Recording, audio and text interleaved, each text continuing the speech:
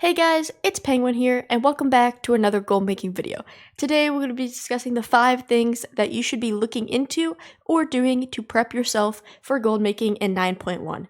Now, if you guys have not seen, about a few months ago I made a video about this, but it was for 9.0.5, which is already out, as well as 9.1, so there might be one point or so that's kind of similar to what I mentioned last time. However, this is going to go in depth exactly what we know with the new patch and everything like that.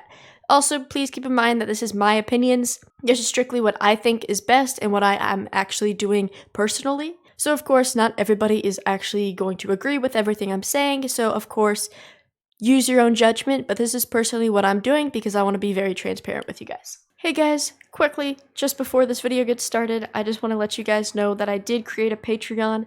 Now this is not mandatory, this is just something that if you want to support me in a monetary way, this is how you guys can check this out and support me. There will be nothing tied to this. All of my content will be coming out just as normally. I will be streaming 4 days a week and I will be uploading 2 days a week, and all the content and the type of content that you'll be seeing will be exactly the same. Also, all my communications on Discord and all of that support and everything like that will be the exact same as well. However, if you guys do want to check this out, you guys do get some perks like some custom stuff inside of the Discord. You guys get early access to spreadsheets, you get the names in my YouTube videos, and lastly, some type of Q&As and also personal sessions with me, depending on the tier that you guys check out. But once again, guys, thank you guys so much for the support within the past few weeks. This has been crazy. We have officially passed 1,000 members on Discord, and we're nearing 5,000 subscribers. Thank you guys so much, and sorry about this. Enjoy the video. So currently, all we know is that 9.1 is coming out. As you know, there have been many PTRs about it, and there's been multiple builds already, and there's been a lot of information released. Now, the actual given date of 9.1 has not been said. However, currently a lot of people are suggesting either like July or even the possibility of being in August. Now, we do know that TBC is coming out at the beginning of June, so it should be safe to say that I don't think they would release patch 9.1 at the same time as that, so we should not see it at the beginning of June. However, there's always a possibility that they could drop it whenever they want. However, I think July or possibly even August would be a very, very good estimate of when it's actually coming out. So, getting into these points, the first thing I'm going to be talking about is Legendaries. Now, specifically, what you should do in order to prep for these Legendaries. Now, if you guys do not know already, normally patches come with different stat changes, meaning that some classes are going to be nerfed, some classes are going to be buffed, and with that, best in slot abilities as well as trinkets, etc. change, which means best in slot legendary abilities might change as well. Let's say, for example, right now, for a Windwalker Monk, the headpiece is the best in slot legendary. However, they might make a change, so now that I have to wear the chest piece, and that's strictly just because of how my class changes are happening. Now, we don't know much about the class changes yet, however, there's a big possibility that this is going to happen.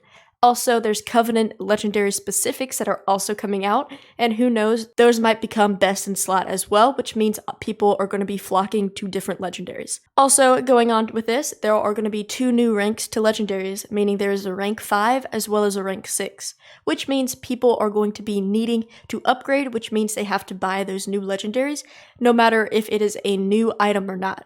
For example, I currently have a rank 3 helmet legendary.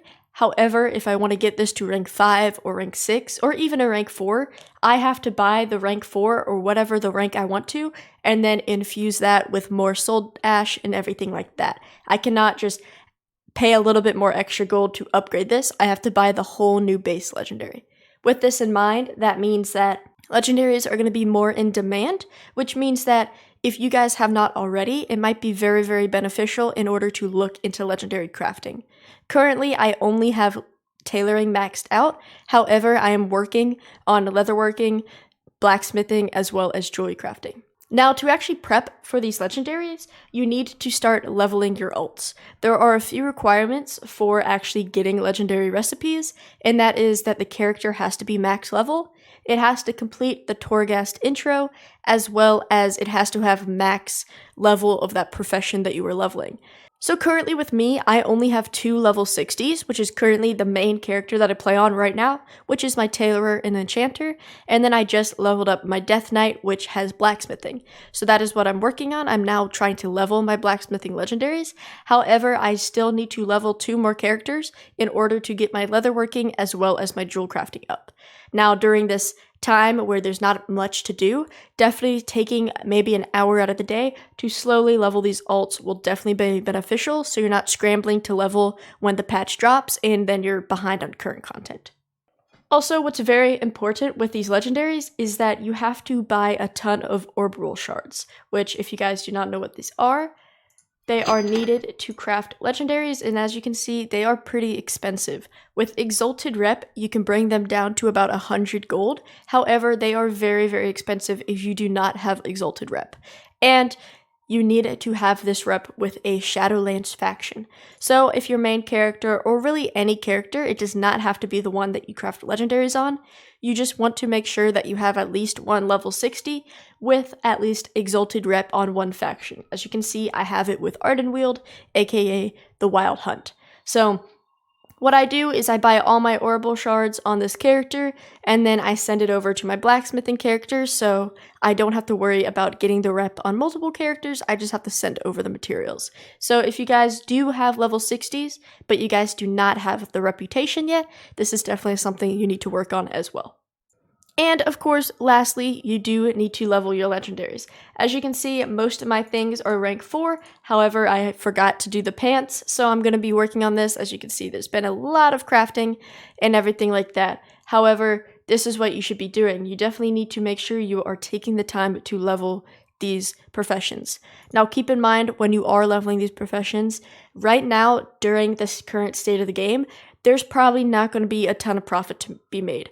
Of course, there's always going to be a few pieces that are profitable, however, there's not going to be so much profit, and you're probably going to lose gold leveling. However, as you slowly sell the items off, and you still create the items that are profitable, as well as whenever the patch releases and the demand goes up, hopefully causing the prices to go up as well, that is when you are actually going to finally make your gold. So basically, you just have to have enough gold in order to make that investment. And of course, if you do not have 1 million or 2 million gold to drop on legendaries at the moment, you can just pick one piece of gear from the set, level it up slowly, and then of course as you sell the gear, you'll get a little bit more capital, which then you can reinvest. You do not have to do this all at once. Keep in mind, there are still probably at least 2 months until this patch, so this is of course not going to be something that you have to rush to do. This is just something that you do want to have available to you, so you're not worrying about leveling up. All you have to do is actually just craft the rank 4 legendaries, as well as the rank 5 and 6s whenever they come out. So the second point that we're going to be talking about is stockpiling cheap materials. From what we know now, all of the new profession recipes that have been released to us requires the same exact materials that we use to craft now, which means in order to craft these rank 5 and these rank 6 legendaries, or even to craft the different crafters marks, or the different toys, or generally just the different potions or anything coming out with this patch, you need these materials. Now right now they are very, very cheap, and that is because there's just not a lot of demand right now, and that supply is way over the demand mark that we have, which means there's so much supply out there, it is just driving the prices down, and people are just trying to sell it to get it out their inventories. Currently, Lightless Silk on my realm goes for about 3 gold, which is crazy. I know this is very, very low, and currently if we hover over, I have about 90,000 of it sitting between my mailbox as well as my guild vault and everything like that. So if we want to take that average, I have about 90k saved up, and I buy these for about 3 gold a piece, so that means I've invested a little bit under 300k in just Lightless Silk. Now the main reason for this is for Enchanted Lightless Silk. Since this is so cheap, all I have to do is get Soul Dust, and I'm making the Enchanted Lightless way cheaper, which means I can even just flip this now. However, as you guys can see, I'm investing it into my legendaries, and so I will have plenty of stock whenever I need to craft legendaries when the patch comes out. Going along those lines, I have also been stockpiling Shrouded Cloth. I buy it anywhere between 1 gold and like 1.2 gold, and currently I have about 50,000 of it stored up in a guild bank as well. I have made literally just 1 guild bank put a ton of cloth in there, and that is just where it's going to remain until the patch comes out, and then I can either use it or I can sell it if I do not want to go ahead with legendaries or anything like that. But I strictly believe that because the demand is going to rise, as well as people are going to be focusing on current content in order to do campaign or get flying, etc., people are not going to be focused on farming, which means there is going to be a little bit dip on the supply as the demand is going to go up and up. So I feel like these prices are also going to increase, at least for the first few weeks of the patch. So why not have it already stockpiled cheap? So worst comes to worst, you just sell it back, or you just use it and you don't have to worry about paying for super expensive materials. Now currently I have just done this for cloth, however I am still on the lookout for cheap ore, for Shadowghast ingots or anything like that, as well as cheap herbs for some potions and stuff like that. So if you guys do find cheap materials, if you guys do have a bank or a guild bank that's empty, definitely stockpiling materials, whether it's just for flipping or for crafting, is definitely a way to go. Now the third thing I'm going to mention is not strictly just for gold making, however this is going to be the best thing to do so you do not fall behind whenever you hit 9.1. You will want to make sure you have completed your campaign for your covenant as well as you hit 40 renown, and the reason for this is so you are not trying to play catch up whenever the pre-patch comes out. From what we know right now, there is going to be the new quest line inside of the Maw to unlock the new Maw zone, and completing that will get you the Maw mount, which means you can actually mount up within the Maw if you do not have the other special mounts already. This is going to be important to get whether you are a farmer, whether you're just doing current content or anything like that. You definitely want to try to get this mount, meaning you just want to make sure you are fully completed with the campaign in order to get this. Secondly, we know that flying is coming to this patch and it's going to take about 2 weeks to unlock it. It is because it is behind the campaign barrier, and so you have to wait 2 weeks in order to actually get that quest in order to obtain flying. With this in mind, that means you don't want to try to be completing, let's say, 3 of the older campaigns, and you just want to get on to the new campaign so you can get flying as quick as possible, so you can either farm with it, you can just increase your travel time or anything like that. You do not want to be spending your time trying to complete the first storylines of the campaign quest and fall behind with your renown or anything like that, causing yourself to lose the chance of being one of the first people to fly. So definitely during this downtime when there's not much to do, making sure you have your characters ready by completing the campaign and getting that renown will definitely be the best thing to do. Now the fourth thing we should be talking about is you need to know what is coming in this patch. Like I've said before, many people know that there are new recipes coming to the game. We also know that there are multiple different ranks of legendaries coming to the game, 5 and 6. However, some people don't know exactly what that means or what these items are or anything like that. So researching 9.1, especially in professions or anything like that, is going to be crucial to make sure you are making the right gold making choices. I'm going to pull up currently some of the new recipes and we're going to look at them real fast and then we can talk about them as well. Now this is from the website, Jack the Dipper's website. It's very, very good. It's just called golddipper.com and he talks a lot about WoW and all of like that, so feel free to check this out. However, we're using his website to show you some of the new crafting things added.